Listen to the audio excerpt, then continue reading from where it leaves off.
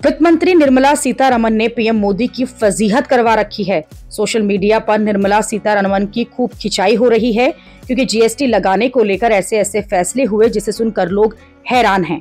जैसे पुरानी कार पर जीएसटी 12% से बढ़ाकर 18% कर दिया। गजब बात यह है कि ये टैक्स खरीदने और बेचने के मार्जिन पर लगेगा, यानी कार जितनी पुरानी होगी उतना ही ज्यादा टैक्स देना होगा। यानी जितनी कार की वैल्यू कम होती जाएगी उतना ही ज्यादा जीएसटी देना होगा। लोग इसलिए सवाल पूछ रहे हैं कि ऐसे टैक्स लगाने का क्या तुक है।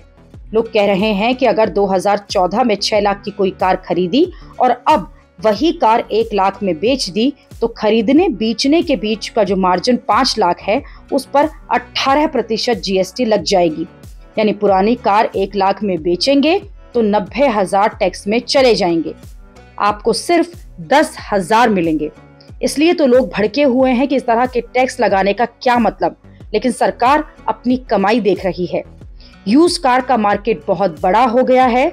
नई कार का बजट न होने पर लोग सेकेंड हैंड कार खरीदते हैं और ऐसे में जीएसटी रेट बढ़ेंगे तो सरकार की कमाई बढ़ेगी।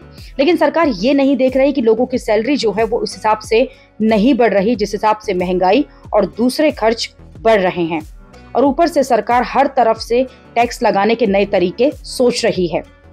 जैसे 3 फ्लेवर के पॉपकॉर्न पर 3 अलग अलग जीएसटी लगेगा। लूज पॉपकॉर्न होगा तो आपको सिर्फ 5% जीएसटी देना होगा।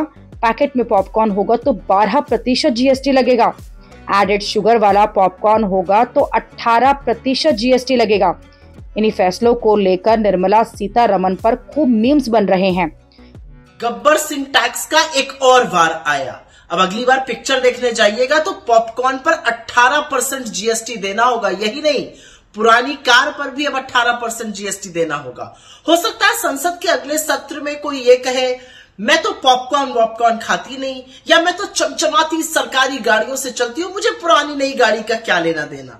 वैसे निर्मला जी, एक छोटा सा सुझाव है, ये सैलरी वैलरी का क्या ढोंग करना, वैसे भी आप पूरी की पूरी रखी लेती हैं टैक्स के माध्यम से, लोगों को थोड़ा सा पॉकेट मनी दे दिया करिए। खैर बचता तो वो भी नहीं है। लोग अपनी भड़ास निकाल रहे हैं कि एक तरफ तो फ्री राशन बांटा जा रहा है और दूसरी तरफ मिडिल क्लास से भर भर के टैक्स लिया जा रहा है, जबकि न तो शिक्षा, न स्वास्थ्य, न रिटायरमेंट पर कोई सुविधा मिडिल क्लास को मिलती है।